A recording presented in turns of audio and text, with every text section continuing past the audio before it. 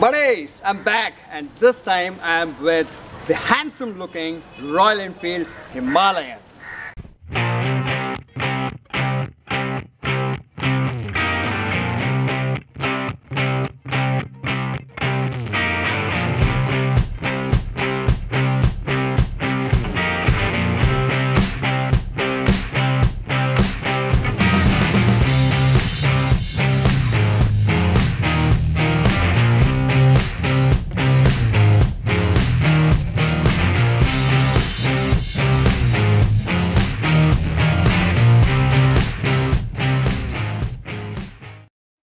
Almost always I address motorcycles as she because that is how generally the world does. But to the Himalayan, I'm gonna say handsome because this motorcycle indeed looks very handsome and it is built for a purpose, and the purpose is adventure. Now buddies, let me keep this very simple and straightforward. I have been getting a lot of queries about one question. Should I buy a Royal Enfield Himalayan? Now, since the time this motorcycle was launched, I have always admired few things about this motorcycle. One, simplicity. Two, the cost-effective factor, that is how well this motorcycle is priced. Three, well, if you are on an adventure ride, you don't want things failing, and I'm going to be speaking about that now. Very often, when my friends write to me, my YouTube subscriber friends, they ask me, should I buy a Himalayan? Because I am a person who likes to go on adventure rides. I'm thinking to go to Ladakh or other places which are adventure rides. So should I buy a Himalayan or buy something like a Triumph Tiger or a Ducati Multistrada or any of those motorcycles which are priced very high? Now, of course, a Himalayan cannot be compared to any of those motorcycles head on, but they can be compared to the Himalayan for one factor, that is all of them fall in one segment, that is adventure tourers. Now, when we call something an adventure product, what should it have? Number one, don't care about looks. Number two, don't care about power. Because when you are riding in challenging conditions, where there's gravel, where there is water, do you really want a 200 horsepower engine? No one really cares about that. All that you want is an adequately powered engine which can pull you out of a bad situation. And yes, the Himalayan has an adequately powerful engine. 25 horsepower and about 32 Nm of torque is good enough, even when the motorcycle is fully loaded with saddlebags, tank bags, and even if you have a pillion. Yes, I wish this one had a little more power, probably another 20% more power, but this specs right now, they do the job. Another factor which any adventure tourer should have. Well, we all like beautiful looking alloy wheels, nice designs, but spoked wheels like these are what is going to save your life in an adventure situation, because we all know when you hit a pothole or a rock, alloy wheels most often crack. But a spoked wheel like this would bend, but you would still keep going.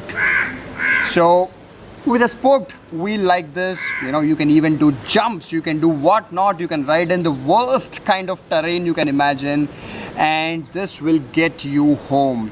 But alloy wheels can crack. So when you're buying an adventure tourer machine, always remember to buy or get an option of spoked wheels and not a motorcycle with alloy wheels. One more factor which can be lifesaver. Now, we all believe that having a liquid cooling system on your motorcycle with a radiator and a fan is good for a motorcycle because it would keep the engine temperatures lower, correct? But for adventure situations, that is not really the case, because again, liquid cooling system has many parts. It has thermostats, it has a water pump, it has a radiator fan. So if any of that fails, your cooling system will not work anymore.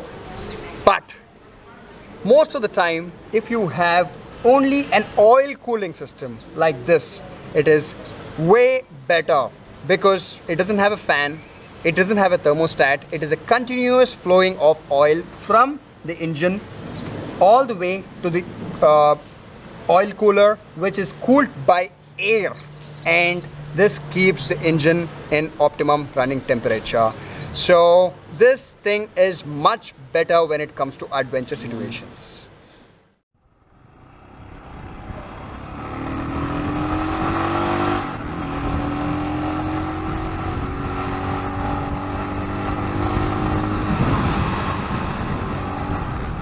And friends, the first thing that gets onto the mind of most of us when we hear the name Royal Enfield is vibration on the motorcycle.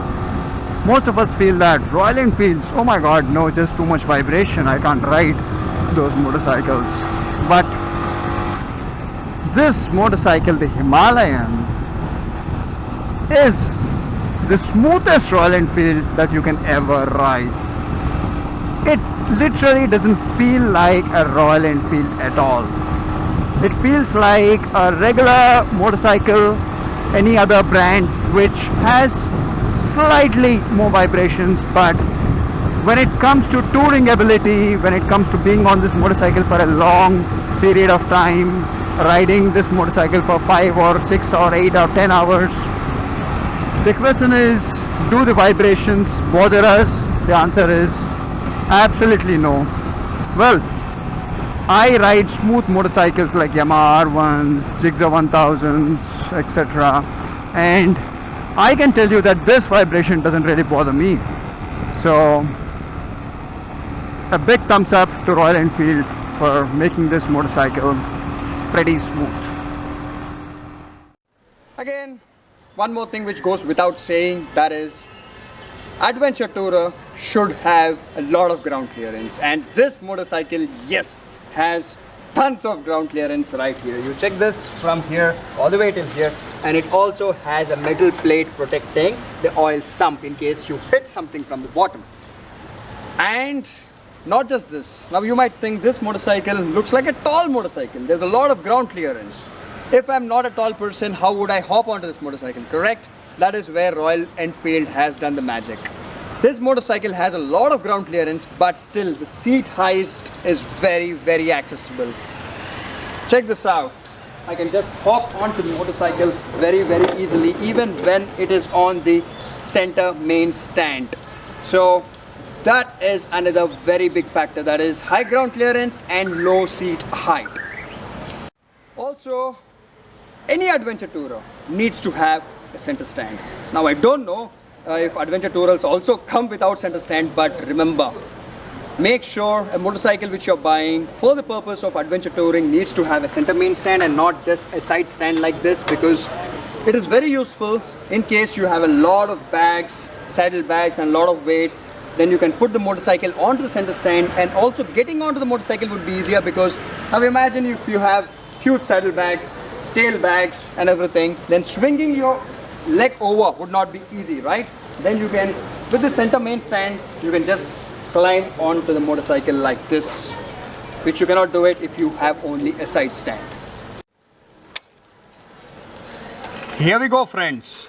Although this motorcycle is a budget oriented motorcycle, it is not very expensive, but still if you take a look at the console, it is beautiful. It has got the touch of retro, and at the same time all the functionalities that are needed, that is gear shift indicator, clock, and it has a fuel gauge. It also has a compass. It has a tachometer for the RPM, and the reading is also then in miles per hour and kilometers per hour. This would be very useful in case you're going on international tours, taking your Himalayan, which is very capable of international tours also.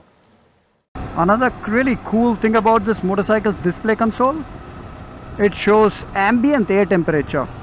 Now what you see here, 47 degrees, this is not the coolant temperature, because this one doesn't have liquid cooled system. It doesn't have a radiator like that. It has got oil cooling system.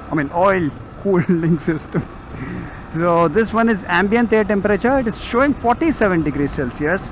Ambient air is of course not 47 around here, but under here near the engine it would be around that much, I think so. This is a nice feature when you are in adventure conditions, very cold conditions. You would know how much the ambient air temperature is. It's like a thermometer for you, you know. And now the topic is about comfort. Well, I was riding my Duke 390 for about 150 kilometers. Then I hopped onto the Himalayan. And first thing was the seat comfort. Wow, this seat is like a sofa. Very, very comfortable. And the riding posture, beautiful. I can ride 1,000 kilometers cruising at about 110 or 120 kilometers an hour without any issue at all. So another factor, you would ask what would be the cruising speed of this motorcycle, because usually Royal Enfields don't generally go beyond about 110 or 100 kilometers an hour with ease, correct? But this motorcycle can do about 120 kilometers an hour with absolute ease, the cruising speeds, and top speeds can do about 140 or 145 kilometers an hour.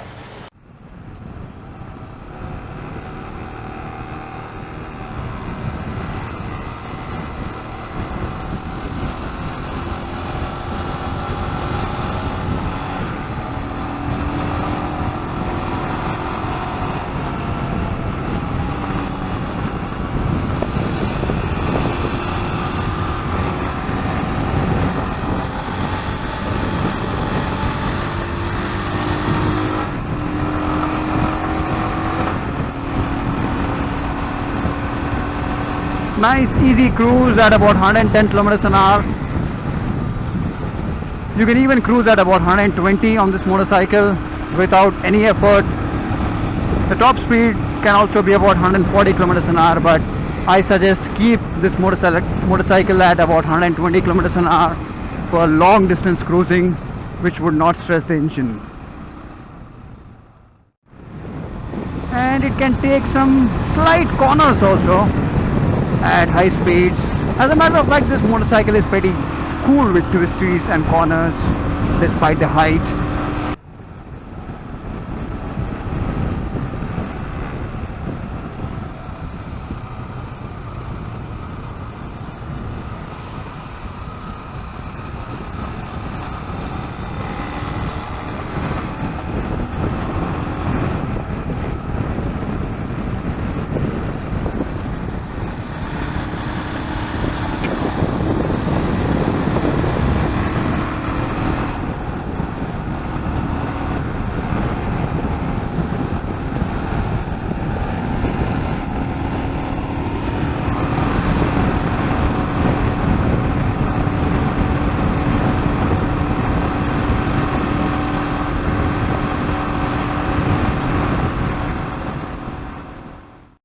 One complaint I got, although this has steel braided lines, which is beautiful, it has got a nice master cylinder, nice calipers, everything, but the brakes are not good. And the reason is that the brake pads need to be upgraded. Very ordinary brake pads, friends. If you can find an aftermarket, high friction brake pads, do that, because the stock brake pads, big downer. That is one big downside about this motorcycle.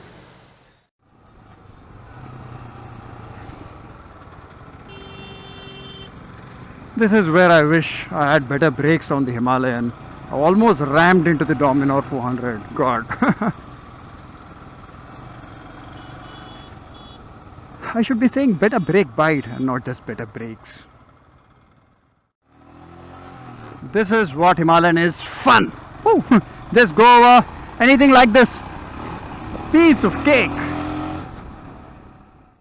So that is it, friends, from my side.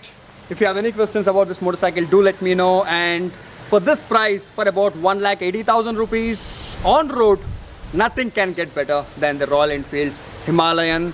So go ahead, and if you want a motorcycle where it has to be an adventure motorcycle, and if you're just starting off, buy this. And later on, probably you can think of upgrading to a Tiger or a Multistrada. That is if you wish to. But personally, even if I had the money to buy a Multistrada or a Tiger, I would still buy a Royal Enfield Himalayan, because in case I crash anything, or in case I submerge this motorcycle while I'm doing river crossing, the bills that would be given to me by Triumph or Ducati to service those motorcycles would be sky high. I can probably buy another Himalayan in that price, but even if I completely submerge or crash this motorcycle, getting it fixed at Royal Enfield would cost me very, very cost effective money. And also these crash guards that you see here, and this also comes with a tail section where you can put on another tail bag additionally. These are good add-on features. And I don't have to mention this, but the front shock absorbers. This is what you need. Long travel shock absorption so that you can just go over bad surface. And well, I don't have to say much about this. We all know just by the look of it that these things would perform really well.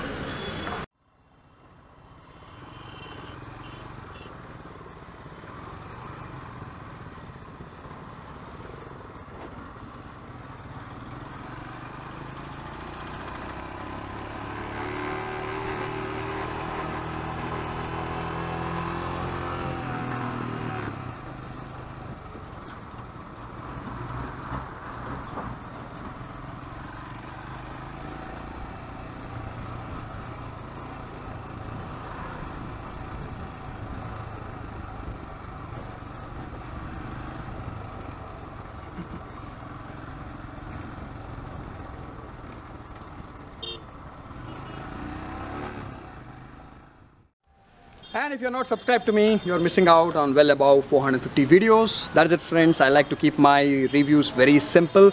In layman's terminology, I don't use too much of technical specs on these kind of reviews. If you like watching technical videos, do check out my DIY videos. Thank you. Bye-bye. And this motorcycle, the Himalayan, this is from driven.in, my favorite motorcycle and car rental company based in Hyderabad and Bangalore. So if you wish to get a motorcycle which you wish to try and know if you should buy that, then go get a motorcycle from Driven. Or you can also get really nice cars, right from simple cars all the way till Porsche 911 and also the Mustang. They bought the Mustang now.